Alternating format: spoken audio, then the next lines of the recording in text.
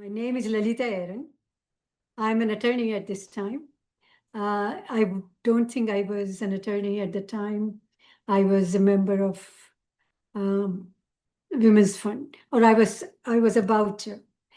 I have done a lot of nonprofit work, and before I came for women on Women's Fund, I was on Commission on Status of Women. And actually, when I was putting it together, I was almost getting mixed up with the things we did at Commission on Status of Women and Women's Fund. So Women's Fund, I was introduced to by a friend of my daughter, actually. They asked my daughter to be on the board. And she was at that time busy something. She said, my mother probably would love it. She was on Commission on Status of Women. So they asked me, and I had left Commission on Status of Women some times back. So I joined. I was really glad to join. And my belief was to strengthening our community, especially women. You know, I'm from India. My background is I came in 1970. I was not even 19 at that time when I came. And in India, women actually have very important roles, and they have, you know, Indira Gandhi was the prime minister of India. So India has like two standards for women. There will be women who have no rights in some villages. And then the women were accepted in the community as smart women, as good as men. There was never a question.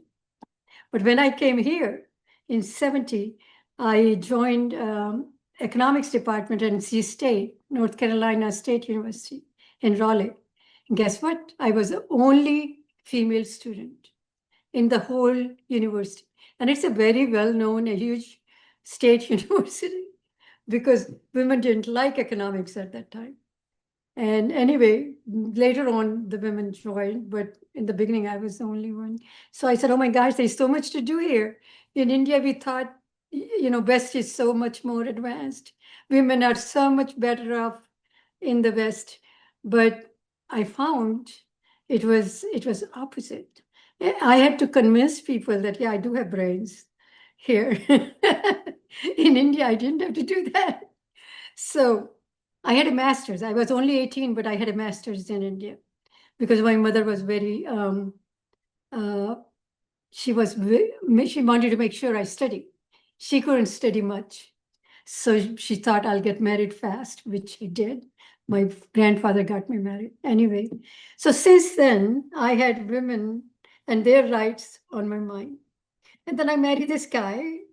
He was there to get married. We met for 2 hours and got married. And then I come all the way here in 1 month. And I was worried whether he would have the same ideas as I do. I was very lucky. He did. We had 3 girls.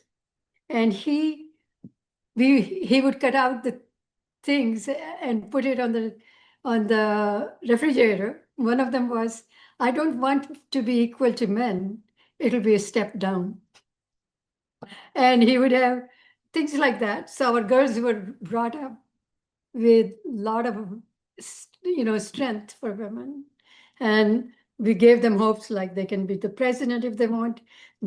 One of my daughter, who is not there anymore, wanted to be Chief Justice of the Supreme Court. And believe it or not, she became Chief Justice at her high school and ran the court, which nobody had run. She wrote the rules and she ran the court.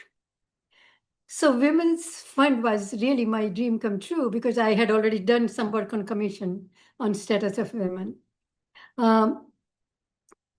So when Betty called or Claudia called, I don't remember. Claudia Kitchens was the executive director at that time, and Betty was the chairperson.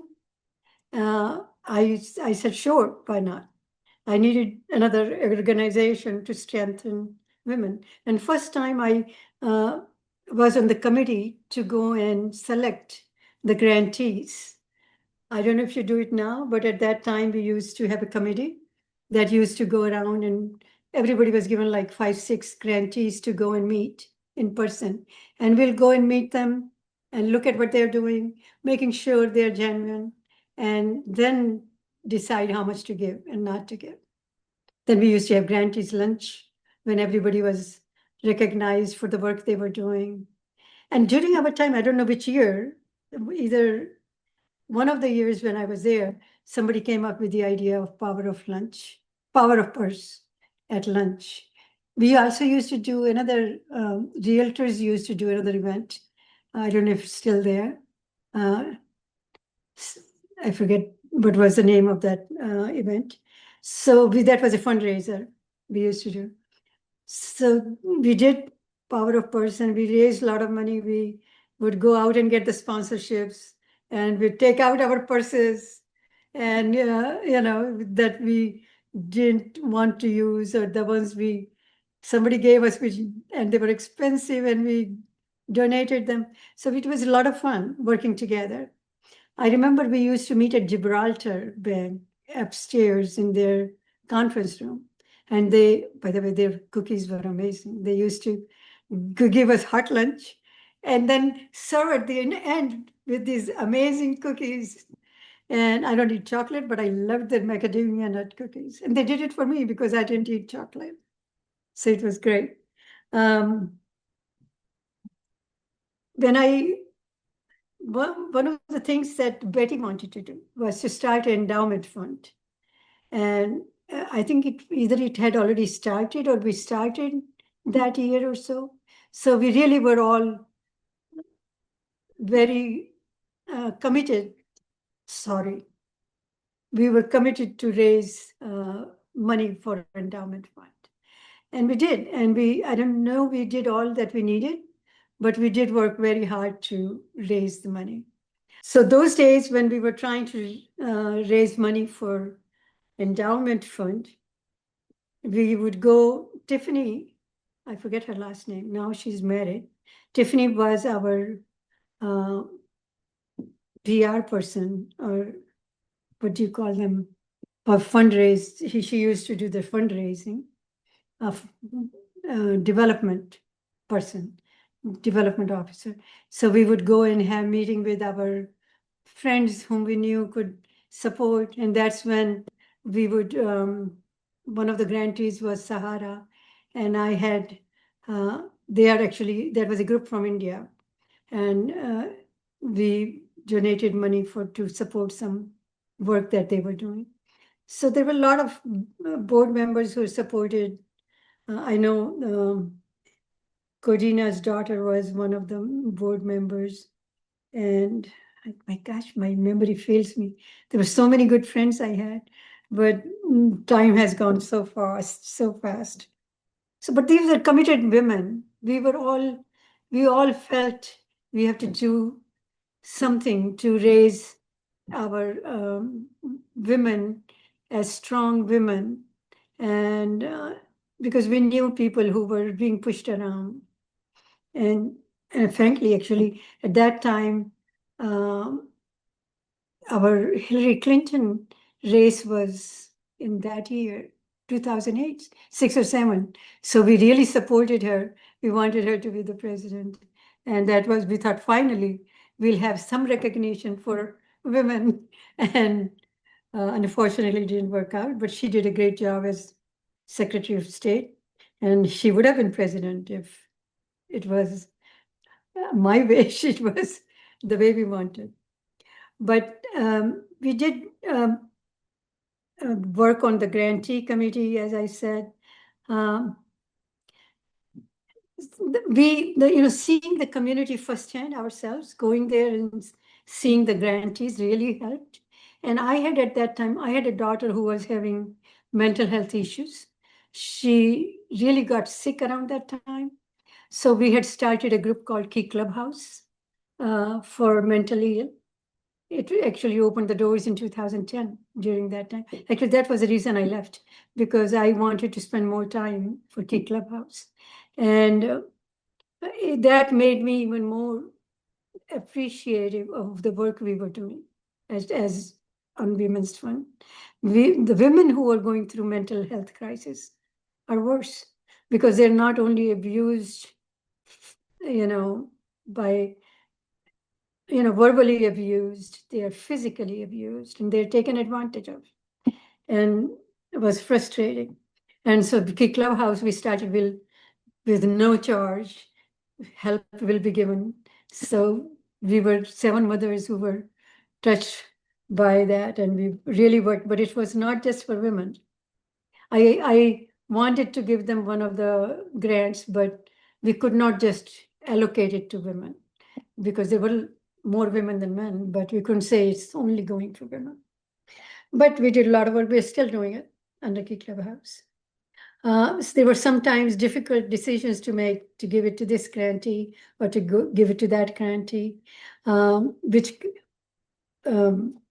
grantee will be doing a better job. I remember Lotus House was just starting, and they were doing such a great job. And of course, they were one of our grantees. I'm just going to shorten it. I think I want to talk about why is it that we need group like Women's Fund, because we need to not only give money to the grantees and give them support, but we need to help them grow.